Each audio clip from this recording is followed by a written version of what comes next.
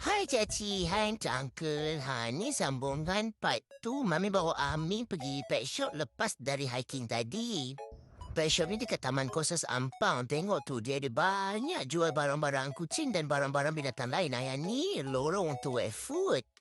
Tengoklah banyak pilihan wet food dia. Tapi biasa Mami belikan untuk Amin sniff fly.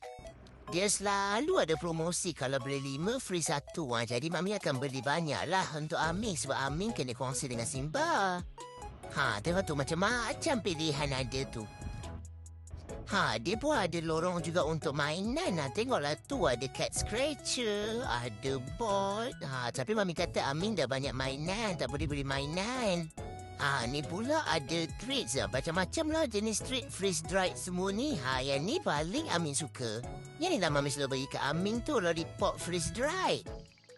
Okey, kejap lagi Mami upload pula part Amin pilih nak makan apa untuk malam ni sambil-sambil unboxing. Hihi, acik-acik uncle tunggu tau.